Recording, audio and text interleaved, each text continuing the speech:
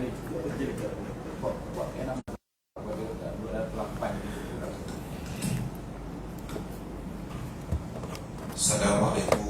warahmatullahi wabarakatuh.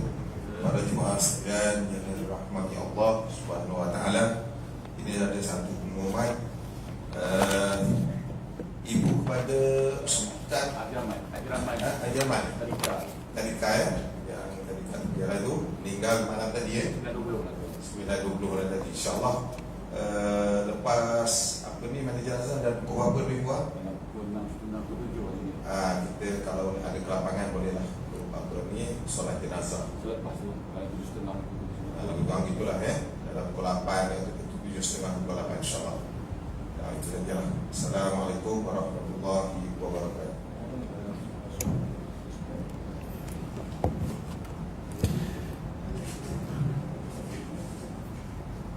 Assalamualaikum warahmatullahi wabarakatuh. Alhamdulillah nahmaduhu wa nasta'inuhu wa nastahdihi wa nastaghfiruh. Wa na'udzu billahi min shururi anfusina wa min sayyiati a'malina, may yahdihillahu fala mudilla lahu wa man yudlil fala hadiya lahu. Asyhadu an la ilaha illallah wahdahu la syarika lahu.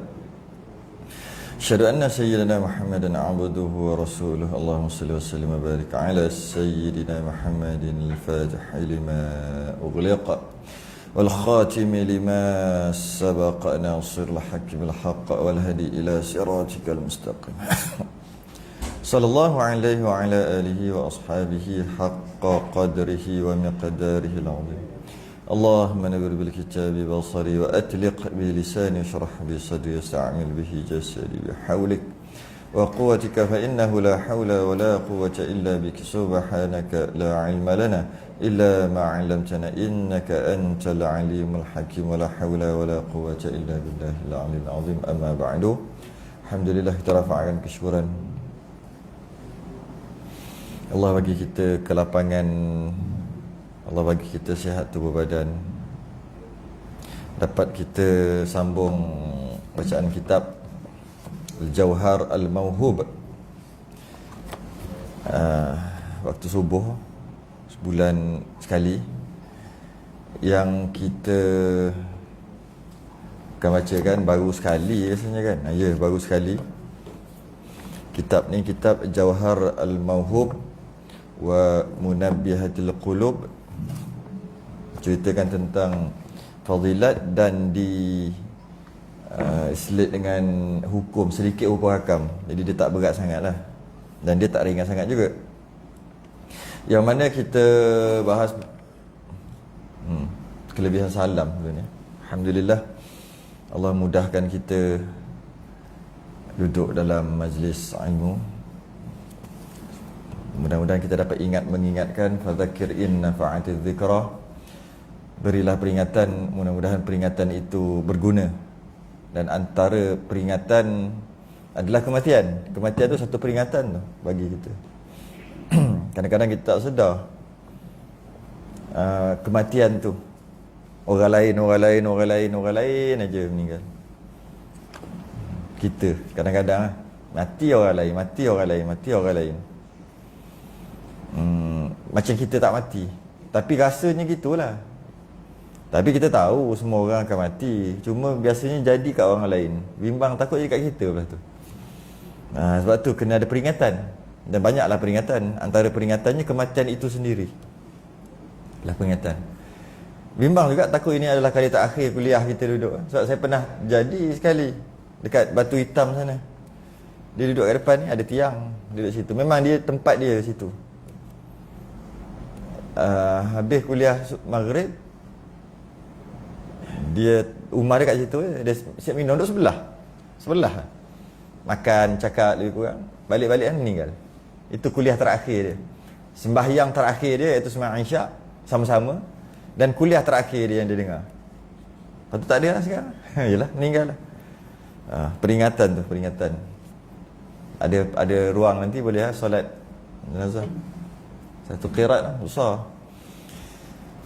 Baik, kita bahas berkaitan dengan kelebihan salam yang lepas, bulan lepas. kelebihan salam dan adab-adab salam dan sebagainya. Kita masuk sedikit.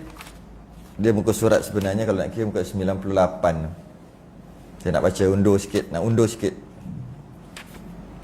Kalau Rumi itu 217. Jawi 98. Qala al-mu'allif rahimahullah ta'ala wa nafa'na wa iyyakum bi'ulumihi fid darin amin ya rabbal alamin. Ulang sikit. Dan kata Imam Nawawi, sunat memulai dengan salam dahulu daripada tiap-tiap kalam. Ini sebab kita dah baca ni. Saya cuma buat sekali lalu. Sunat ataupun salam ni permulaan kalam yang keluar kat mulut. Yang pertama sekali adalah salam. Bukan bercakap dulu, lepas tu baru salam. Tidak. Bila dah bercakap, tak ada salam dah. Dan sunat memberi salam orang yang berjalan atas orang yang duduk. Kalau seorang duduk, seorang berjalan. Seorang duduk, seorang berjalan. Yang berjalan tu akan datang dekat yang duduk tu. Adabnya yang bagi salam yang berjalan tu, bukan yang duduk. Cuma kalau nak bagi yang duduk tu, bagilah. Kalau yang berjalan tu tak bagi salam, yang duduk bagilah salam. Tapi kaedahnya yang berjalan, yang bergerak bagi salam yang tak dengan, yang bergerak bagi salam dekat yang tak bergerak. Tu. Iaitu duduklah. Dan orang yang berkenderaan atas orang yang berjalan. Kalau orang naik kenderaan, bagi salam dekat orang yang berjalan kaki. Berjalan. Sebab dia lagi laju naik kenderaan. Ataupun yang naik kenderaan bagi salam dekat orang yang duduk. Tu kaedah dia. Dan jadi maknanya kalau gitu kita tunggulah. Kalau kita ni duduk, orang datang tunggulah bagi salam. Kalau dia tak bagi, baru bagi salam balik. Dan memadalah memberi salam satu orang daripada jamaah. Kalau ramai-ramai, seorang memadai bagi salam. Bukan semua. Yang kita pun, saya rasa pernah sebut dalam perbahasan kita bab salam dulu. Apabila seorang pergi kat ramai, seorang tu yang bagi salam. Contohnya cikgu masuk kelas kan, cikgu yang bagi salam bukan anak murid yang bagi salam. Yang macam orang dulu buat. Saya tak tahu sekarang sekolah sekarang macam mana. Sepatutnya cikgu yang masuk tu yang bagi salam. Tu kaedah dia. Yang pertama cikgu tu yang berjalan, murid duduk dalam tu. Yang pertama yang ramai siapa? Yang sikit bagi ramai kat yang banyak. Jadi cikgu tu seorang bagi salam dekat anak murid, maka yang jawab juga seorang memadai. Kalau semua pun boleh. Seorang memadai dah jawab, anak murid tadi. Cikgu ketua rajah jawab, okey dah. Terlepas dah fardu kifayah. Jawab fardu kifayah, bagi salam sunat kifayah. Bagi salam sunat kifayah, jawab salam fardu kifayah. Kita pernah bahas benda ni. Jadi kalaulah anak murid yang bagi salam ramai-ramai 40 orang, maknanya cikgu kena jawab 40 kali. Begitu kan dah. Sebab yang kalau kat situ ramai orang, seorang bagi salam, kalau kat situ ramai orang, seorang je bagi salam. Seorang bagi salam dekat ramai. Kalau seorang bagi salam kat ramai, jawab salam adalah fardu kifayah, bukan fardu kifayah. Seorang buat, yang lain tak payah. Kalau nak buat juga pun boleh, kan? Tu fardu kifayah. Tapi kalau ramai-ramai bagi dekat seorang, fardu ain. Jadi kalau 40 kali dia kena jawab. Kita pernah bahas benda ni sekali. Lagipun memang cikgu tu yang berjalan kan, dia lah. Dan demikian lagi memadalah mengembalikan salam oleh satu orang daripada jemaah. Memadai seorang aja yang mengembalikan salam, yang jawab salam, memadai seorang. Sebab fardu kifayah. Maka gugur tuntut atas yang lainnya. Okey. Kerana memberi salam itu sunat kifayah dan menjawab itu fardu kifayah. Kita biasa kata bagi salam sunat, jawab wajib. Bukan kan? Yang tepatnya bagi salam sunat kifayah, jawab salam fardu kifayah. Apa maksud sunat kifayah? Seorang buat, yang lain terangkat dah. Apa maksud fardu kifayah? Seorang buat, yang lain terangkat. Cuma kalau nak buat juga boleh. Kalau nak buat ramai-ramai juga pun boleh. Dan pahalanya bagi orang yang memberi salam dan bagi orang yang menjawab salam juga. Kalau seorang bagi, seorang tu lah dapat pahala. Seorang jawab, seorang tu lah dapat pahala. Dan sunat, kita baca laju ni, kita pernah baca ni. Dan sunat bagi perempuan memberi salam setengah dari atas setengahnya. Perempuan jumpa perempuan, sunat bagi salam. Ada pun memberi salam lelaki atas perempuan yang muda, maka iaitu makruh. Setengah pendapat kata haram. Okey? Jadi lelaki jangan suka-suka bagi dekat perempuan salam. Tambah-tambah perempuan tu muda. Tapi kalau perempuan tu tak muda, tak apa bagi. Masalahnya tak bagi pula yang tu tak. Nak bagi yang muda. Okey, kita baca dulu ini. Jadi makruh lelaki bagi salam kat perempuan, makruh kadang-kadang haram. Haram apabila dia ada unsur-unsur main-main. Macam mana unsur main-main? Assalamualaikum, tak jawab dosa. Tu unsur main.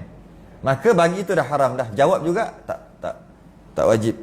Perempuan tu. Sebab malah kalau jawab juga perempuan yang muda tu jawab juga, masalah lah jadi. Jadi masalah, jadi fitnah. Kerana itu ada respon nama dia. Ada respon. Jawab salam. Walaupun dia kata Assalamualaikum, tak jawab berdosa. Walaupun begitu, sebenarnya jawab tu yang berdosa. Malah bagi salam macam tu pun dah berdosa. Tapi kalau bagi elok-elok aja, makruh. Assalamualaikum warahmatullahi. Dia bagi kat perempuan muda, makruh. Tu bagi elok-elok. Dan sunat memberi salam atas kanak-kanak kerana mengajarkan adab bagi kanak-kanak. Budak-budak pun bagilah salam sebab nak ajar adab. Dan demikian lagi sunat bagi orang yang bangkit daripada majlis memberi salam atas ahli majlis. Kalau ada ramai-ramai, seorang nak pergi, yang nak pergi itu sunat bagi salam. Kecuali majlis tu majlis formal yang kalau dia bagi salam ganggu pula orang tengah musyarat macam tengah kuliah. Kau bangun bagi salam ganggu pula. Maka tak adalah gitu. Ni majlis yang bukan formal, majlis biasa. Maka siapa nak bangun, dialah yang bagi salam. Malah kalau dia baru nak masuk majlis tu, dia juga yang bagi salam sebab dia berjalan. Dan tiada sunat memberi salam atas orang yang memakai dengan maksiat. Orang yang buat maksiat tak sunat bagi salam. Lebih-lebih lagi dia sedang buat maksiat. Okay? Dan sunat bagi orang Muslim berjabat tangan dengan saudaranya. Sunat bagi sebelum salam tu berjabat tangan. Salam, jabat tangan lah. Dan jangan ia mencabut akan tangannya hingga mencabut taulannya akan tangannya apabila ia memulai. Siapa yang bagi tangan dulu, sambutlah. Okay. Siapa yang tarik tangan dulu? Orang yang bagi itulah yang tarik. Selagi yang bagi itu tak tarik tangan, tak lepas tangan, jangan lepas. Tu adab dia.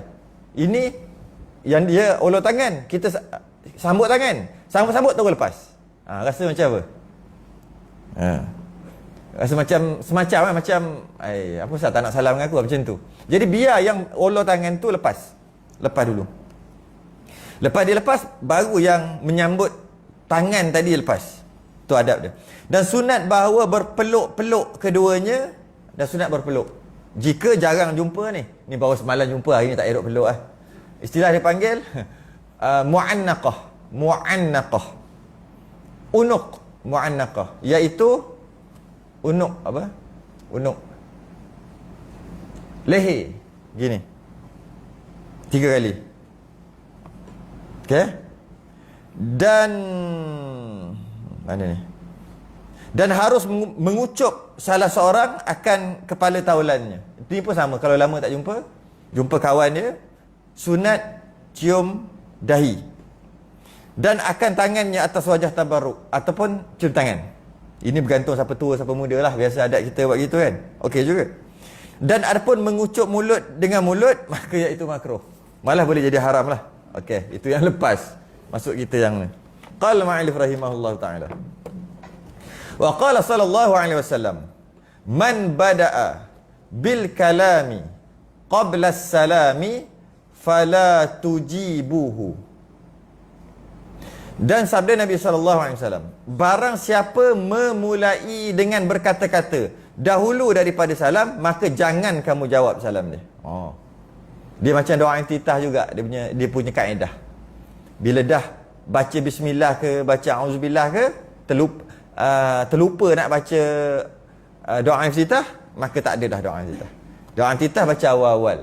Kalau dah baca yang lain, doa intitah tu tak ada dah. Macam itulah juga sesiapa yang bercakap dulu baru bagi salam. Apa khabar? Assalamualaikum. Tak jawab. Cukup. Tak perlu jawab. Maka jangan kamu jawab akan dia. Dengan maksud tak wajib jawab dah. Siapa yang bercakap dulu.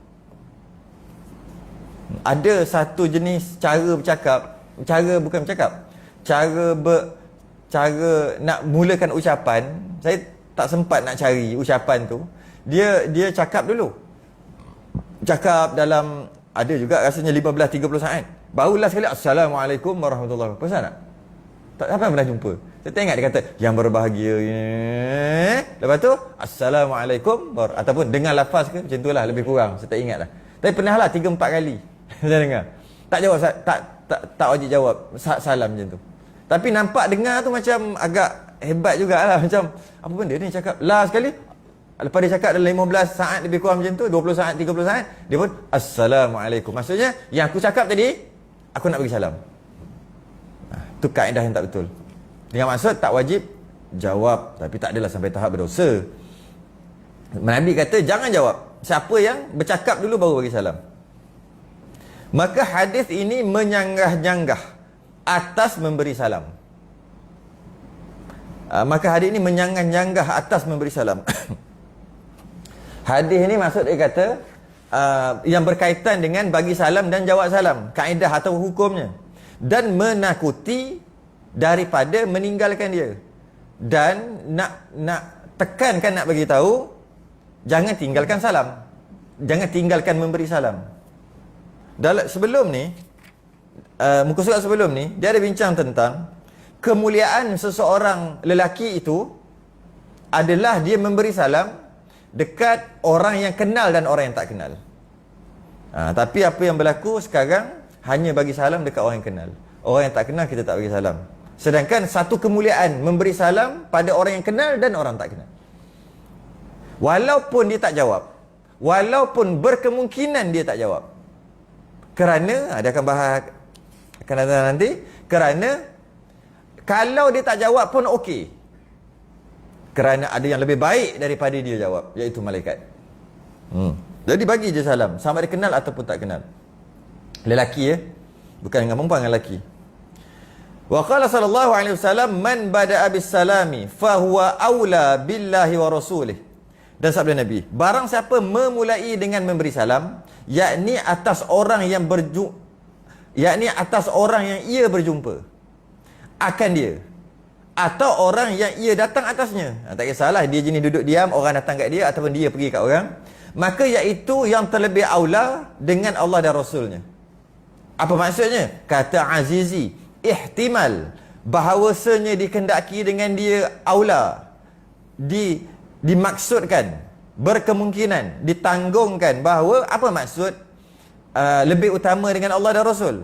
Maksudnya dia kata ni dengan aman Allah dan aman Rasulnya. Maksudnya yakni aula, utama bagi bahawa mengembalikan atasnya orang yang ia beri salam atasnya, dan diamankan akan dia, diselamatkan akan dia, kerana bahawasanya salam itu maknanya aman, selamat, maka wajib mengembalikan dia. Kenapa salam ni bagus? Sebab yang bagi tu sunat tak apalah, yang jawab tu wajib. Jawab wajib maknanya dia telah mendoakan aman ataupun selamat. Salam tu pun maksudnya selamat kan. Salam tu selamat lah. Selamat tu berasal daripada salam lah. Selamat bahasa Melayu tu asalnya daripada perkataan assalam, salam, yakni selamat ataupun aman. Wa qala sallallahu alaihi wasallam assalamu min asma'illahi ta'ala wada'ahu Allah fil ardi fa'afshuhu. Dan sabda Nabi lagi, bermula salam itu setengah daripada beberapa nama Allah. Ya ke? Menghantar ia akan dia pada bumi, nama Allah tadi, maka nyatakan olehmu akan dia, yakni antara kamu, nyatakan nama Allah tu, Asmaul Husna. Yalah yang kita nak baca tu, Allahumma antas salam, Allah, wahai Allah, antas salam, kamu salam kan? Allahumma antas salam wa minkas salam wa ilaika ya'udu salam fahayyina rabbana bisalam wa adkhilnal jannata daras salam. Bagus tu ayat tu. Memang power betul kalau faham lah. Allahumma antas salam, Allah lah engkaulah salam. Assalam. Jadi assalam adalah nama Allah. Maka nama Allah yang mulia nak disebut-sebut, maka sebutlah. Sebut salam tu, sebarkan salam. Seperti bahawa memberi salam kamu atas tiap-tiap orang yang kamu berjumpa akan dia daripada muslimin. Bagi fa innar rajulal muslim idza marra biqaumin fasallama alaihim faraddu alaihi kana lahu alaihim fadlu darajatin bitazkirahi. Tazkirah atau salam. Ayyahumus salam fa illam yaruddu alaihi radda alaihi man huwa khairun minhum wa atyab.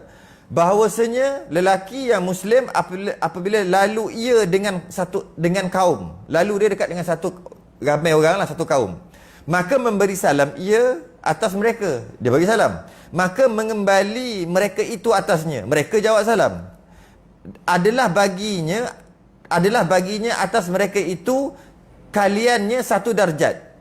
Oh, siapa yang bagi salam tu terlebih satu darjat, lebih satu kemuliaan dapat siapa yang bagi salam berbanding dengan yang jawab. Sebab mengingatkan akan mereka itu akan salam.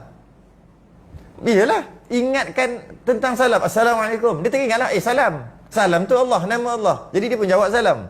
Maka dia sebagai tazkirah jugalah, peringatan. Selain daripada bagi salam tu bagi salam, minta keselamatan, dia juga sebagai ingatkan Allah, suruh ingat Allah. Betul juga Assalamualaikum. Assalamualaikum. Selamat sejahtera ke atas kamu. Selamat ke atas kamu. Jadi bila selamat tu Allah lah yang boleh buat selamat, maka ingat Allah lah tu. Bagi salam tu. Betul juga. Takkan tak terfikir kita. Maka dia nak jawab lah. Nak jawab tu jawab salam. Dan dia sebut perkataan-perkataan yang mulia. Sebab tu orang yang memberi salam akan naik satu darjat. Sebab dia macam tazkirah. Bagi tazkirah. Maka jika tiada mengembali mereka itu atasnya, kalau tak jawab, dia tak jawab, mengembali atasnya oleh yang terlebih aula. Kalau dia tak jawab, ada yang lebih utama, lebih hebat daripada dia akan jawab daripada mereka itu, dan terlebih baik, lebih baik daripada dia yang tak jawab tu. Siapa dia? Iaitu malaikat al-kiram, malaikat yang mulia. Jadi bagi je salam. Maka yang khawas daripada malaikat, maka kalau dapat yang khas, khawas daripada malaikat, terlebih afdal daripada yang awam manusia. Malaikat tu lebih afdal. La ya'sunallaha ma amarahum wa yaf'aluna ma yu'marun. Malaikat tak buat dosa, tak buat maksiat. Jadi yang jawab salam tu yang tak buat maksiat. Hebatlah. Jadi biar dia tak jawab, kerana ada yang lebih baik jawab. Dan pada hadis ini menunjuk atas bahawasanya mulai memberi salam itu, dan jika ia sunat sekalipun afdal daripada jawabnya, dan jika ada ia wajib sekalipun, jawab tu wajib. Gitu. Tak banyak. Saya ada topik tapi kitab lain. Ada beberapa perkara amalan yang buat yang sunat tapi lebih besar daripada tapi lebih besar pahalanya daripada wajib. Ada beberapa. Saya ada salin, nak kena cari balik kitab-kitab lama.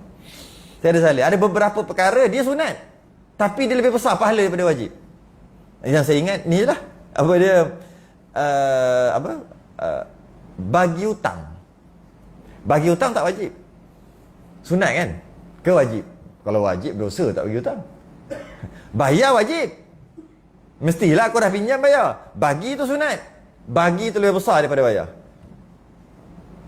Maknanya bayar hutang pun dapat pahala? Ya. Bagi hutang kita sedia maklum lah dapat pahala sebab kita tolong orang. Bagi hutang hukumnya sunat. Bayar hutang hukumnya wajib. Bagi hutang lebih besar pahala daripada bayar hutang. Tu antara satu. Yang kedua yang ni, saya tengok saya ada beberapa 8 9 kot. Yang sunat tu lebih lagi. Antaranya bagi salam dengan jawab salam. Ni dia kata ni. Bagi salam hukum sunat. Jawab salam hukum wajib. Tapi bagi salam lebih besar daripada jawab. Maknanya tak semestinya yang wajib lebih besar lah. Tapi kebanyakannya, boleh kita kata semuanya lah, keseluruhannya, bagi yang wajib lebih besar pahala daripada yang sunat. Kecuali beberapa. Berapa tu pun tak sampai 10. Okey, syarah. Tu syarah dia. Wa qala sallallahu alaihi wasallam, inna awlan nasi billahi man badahum bis salam. Ni semua kelebihan orang yang mula bagi salam. Dan sabda Nabi bahawasanya yang aula, yang utama manusia dengan Allah. Maksud Allah mengutamakan, memuliakan mereka ini lebih daripada yang lain, yakni siapa dia ni? Yakni dengan rahmatnya, yakni Allah bagi rahmat kat dia dan keramatnya, itu orang yang memulai akan mereka itu dengan salam. Siapa bagi salam, Allah muliakan dia. Bagi salam dulu. Kerana maknanya kita dapat faham, memberi salam tu sunat, tapi fadilatnya lebih banyak daripada jawab salam. Jawab salam tu wajib, tapi fadilatnya taklah banyak sangat. Kerana ia mendahului menyebut akan Allah dan mengingatkan akan mereka itu. Betul juga. Kan kita tak fikir. Dia sebut nama Allah dulu daripada orang tu, maka dia lah lebih mulia. Betul juga kan? Assalamualaikum. Kita sebut nama Allah di situ. Yang jawab waalaikumsalam. Jadi yang sebut nama dulu, yang sebut nama Allah lah yang lebih daripada yang jawab. Betul lah. Dan dalam masa yang sama kita bagi tazkirah lagi. Suruh ingat Tuhan. Kalau dia tahulah salam tu nama Tuhan. Kalau dia ingat salam tu salam, tak apa lah. Tak boleh buat apa lah. Sepatut kena tahulah salam tu salah satu daripada Asmaul Husna. Ingat Tuhan lah. Boleh kata-kata ingat apa? Ar-Rahman, ingat Ar-Rahim, ingat Al-Karim, boleh je. Ingat Allah, sama je. Ingat As-Salam, ingat Ahad, hari ni Ahad, ingat juga. Ingat Ahad, macam tu lah, Ahad. Ingat Wahid, ingat yang satu. Dan sabda Nabi SAW, tiada halal bagi Muslim meninggalkan berkata-kata akan saudaranya. Yang tak bercakap ni. Ni yang tak bercakap dengan kawan, dengan saudaranya lebih daripada 3 hari. Siapa tak cakap lebih daripada 3 hari. Padahal berjumpa keduanya. Ya inilah dia punya dobek dia. Berjumpa. Maknanya yang tak berjumpa tak termasuk lah. Maka berpaling ini dan berpaling ini. Maksudnya tak nak jumpa lah. Tengok lari. Dan yang tiada halal bagi Muslim, berdosa lah. Maksudnya tiada halal bagi Muslim meninggalkan berkata-kata dengan saudaranya. Dia tak bercakap dengan saudaranya. Bila sebut saudara se-Islam, dia tak bercakap. Tidak halal, maksudnya haram, berdosa. Lebih daripada 3 hari. Yang boleh tak bercakap 3 hari saja. Lebih pada tu berdosa. Tapi kalau jumpa ataupun jumpa tapi lari-lari, tak boleh. Maksud jumpa. Yang kedua, tak jumpa lagi, ada lari. Itu yang maksud dia kata apa ni? Maka berpaling ini. Macam tu. Tengok dia berpaling. Lebih pada 3 hari. Jumpa tapi tak bercakap, lebih pada 3 hari. Maksud tak bercakap tu gaduh lah, maka berdosa. Tapi kalau kita tak bercakap dengan jiran kita yang rumah 10 rumah ke kiri, 10 rumah ke kanan, tak bercakap dah 3 bulan tak cakap. Kenapa tak cakap? Berdosa kau. Tak. Dah tak jumpa nak cakap macam mana? Ada satu taman tak jumpa setahun. Berdosa. Setahun. 3 hari pun tak bercakap, berdosa. Kau setahun tak bercakap, berdosa. Tak jumpa. Macam mana? Tak kira lah yang tak jumpa tu. Yang jumpa. Ataupun dia jumpa tapi dia lari, maka berdosa. Dan yang terlebih baik daripada keduanya, kalau dah begitu, dah masuk hari ketiga, tak nak berdosa, tapi berjumpa ni, tak nak berdosa, yang lebih baik di antara kedua ni yang bergaduh tadi tu, orang yang memulai akan taulannya dengan salam. Ni sabda Nabi ni. Siapa yang mula salam dulu, Assalamualaikum, dia yang lebih baik, yang lebih mulia. Walaupun dia bergaduh, sebab dia tak nak lebih 3 hari. Kerana bahawasanya bagi salam itu fadilat yang amat besar. Hati-hatilah kita. Gaduh-gaduh ni tak bercakap ni. Ada orang tak bercakap. Kadang-kadang ada orang dengan adik-beradik tak bercakap. Yang jumpa ni, jumpa. Dengan adik-beradik tak bercakap. Dengan kawan-kawan tak bercakap bila bergaduh. Gaduh 3 hari aja. Lepas tu tegur balik. Lepas tu kalau nak kurangkan, tak apalah. Kalau nak kurangkan kawan tu, tak apalah. Tapi jangan tak bercakap. Wa qala sallallahu alaihi wasallam, ra'sut tawadhu'i al-ibtida'u bis salam. Dan sabda Nabi, kepala tawadhu' itu memulai dengan salam. memulai dengan memberi salam. Sesiapa yang selalu mulakan salam, itu tanda dia tu tawaduk, merendah diri. Dan kata Imam Nawawi, bermula lelaki yang Muslim yang tiada masyhur dengan fasik. Seorang lelaki Islam, dia tak masyhur dengan fasik. Fasik ni apa? Melakukan dosa besar, lepas tu tak taubat, fasik lah. Ataupun mengekali dosa kecil, itu pun fasik juga. Dosa kecil tapi dia kekal buat dosa kecil, itu fasik. Sedangkan dia Islam, okey, yang dia kata ni, bermula lelaki yang Muslim yang tiada masyhur dengan fasik. Dia tak buat dosa besar, setahu kita dia tak buat dosa besar. Kalau dia dah buat pun dia taubat. Dan dia tidak mengekali dosa kecil, orang macam ni. Dan tiada bid'ah, bukan golongan bid'ah. Golongan bid'ah ni apa? Bukan golongan bid'ah yang diwar-warkan bid'ah tu, bukan. Golongan bid'ah ni golongan bid'ah dari segi akidah, mubtadi' dia panggil. Yang kata Allah duduk kat arasy, yang kata Allah ada tangan-tangan yang layak, duduk kat arasy yang layak, yang ada kaki-kaki yang layak, mata yang layak. Itu bid'ah tu. Antara ahli bid'ah, dia panggil mubtadi' ataupun ahli bid'ah. Itulah ahli bid'ah sebenarnya. Bukannya tak buat tahlil apa ni, buat tahlil bid'ah apa tu, bukan. Yang bid'ah ni sebenarnya. Tu maksud ahli bid'ah. Dan lelaki itu bukan ahli bid'ah.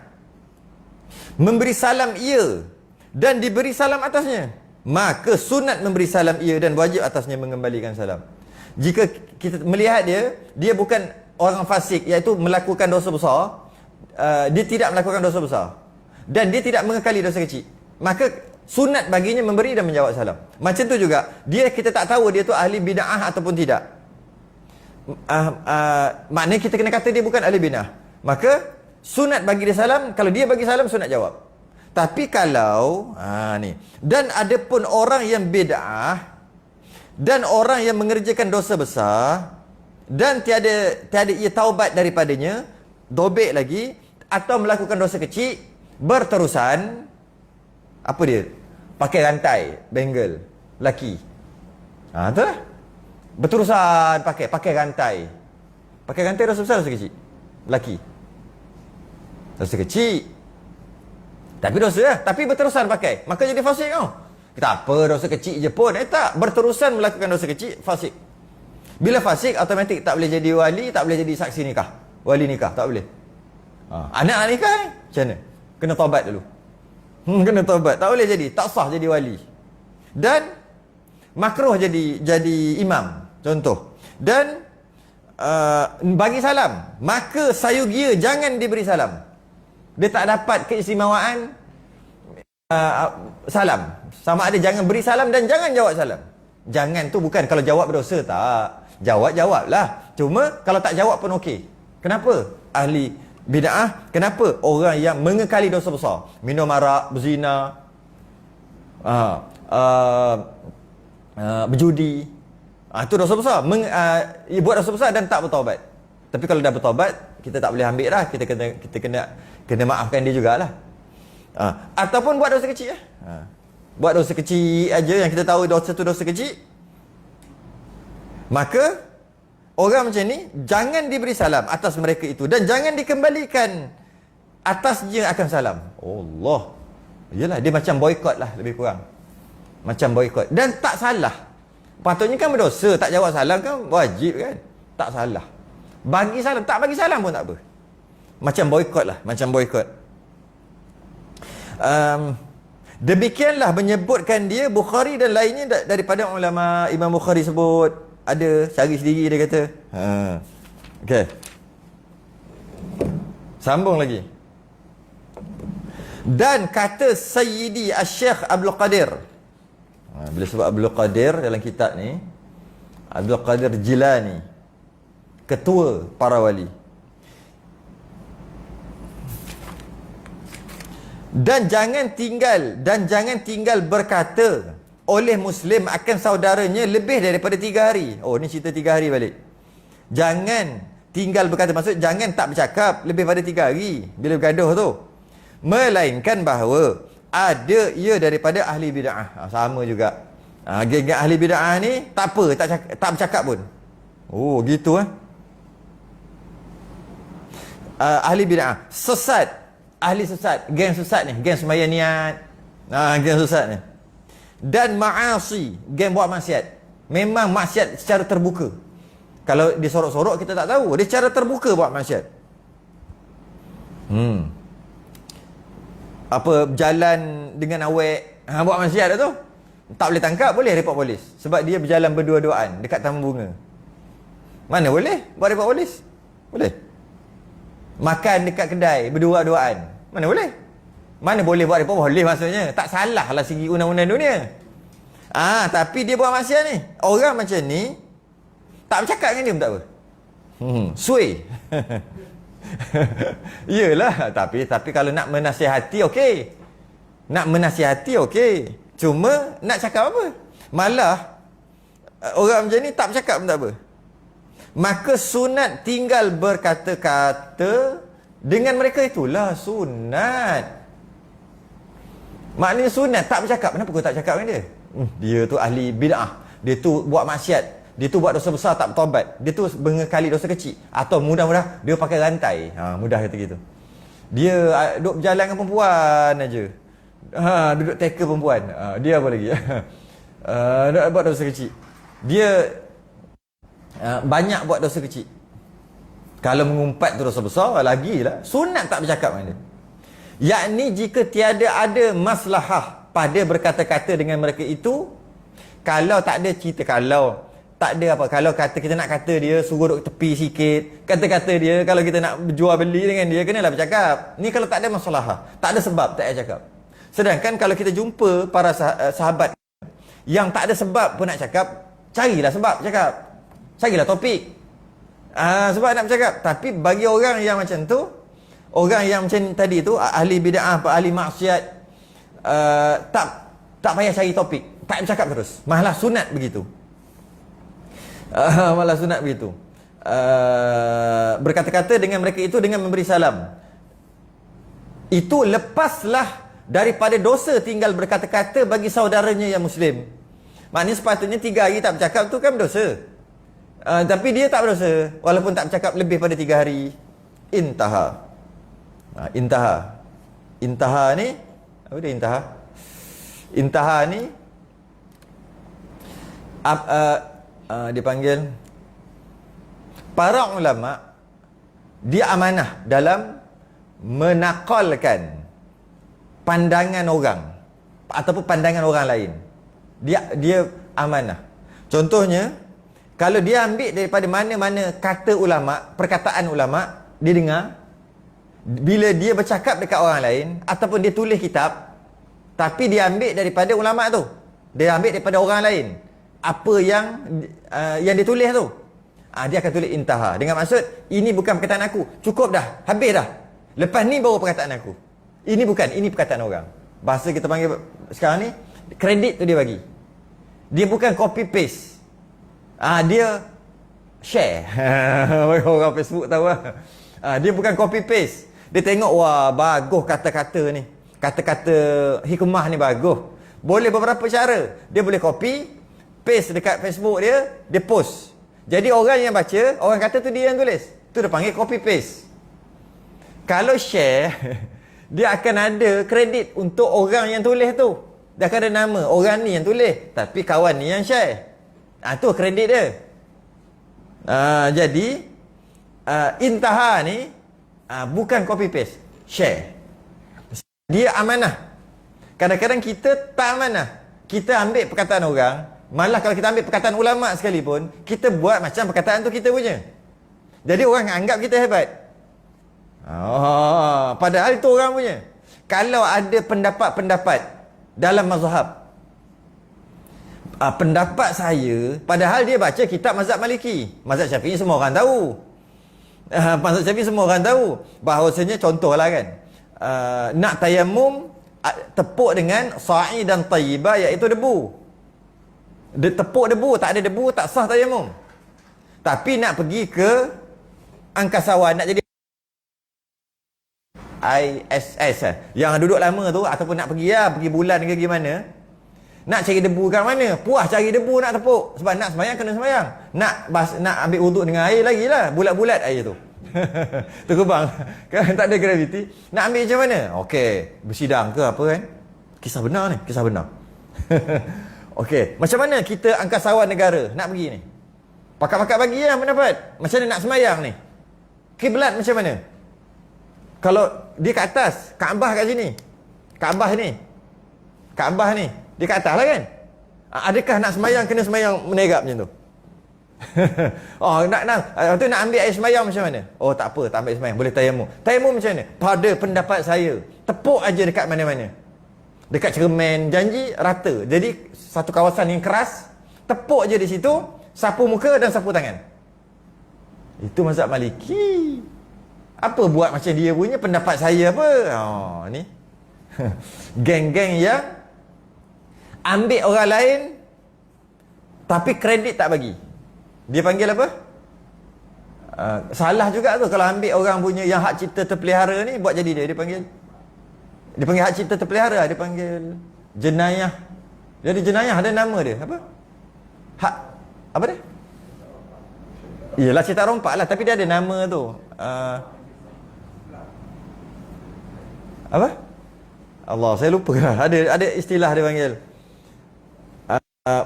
Cerdik orang tu, kan? Orang tu cerdik, susah payah fikir. Intelek, apa? Intelek. Harta intelek. Allah. nak sebut bahasa-bahasa moden ni. Dia panggil harta intelek. Kita boleh zaman tu. Sebab dia ambil kita punya ayat tu, tapi dia ambil sebab kita punya hak cipta terpelihara. Kita dah apa dia panggil? Dah hantar kopi.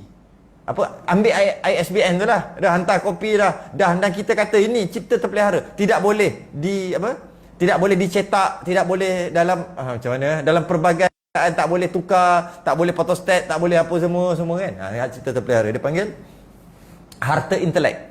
Ada undang-undang harta intelek. Ulama dulu lama dah. Apa? Bila dia tulis orang punya, last kali titik intaha. Ini bukan perkataan aku, ini perkataan asal. Siapa kat sini? Sayyidi Syekh Abdul Qadir. Bukan dia. Dia tak perlu ambil kredit, tak perlu. Dia cuma menakalkan, dia cuma ambil, bagi. Tapi bukan aku bagi. Okey ya? Kita tak gitu kita kadang-kadang. Kita nak kita, nama tu kat kita. Wa qala.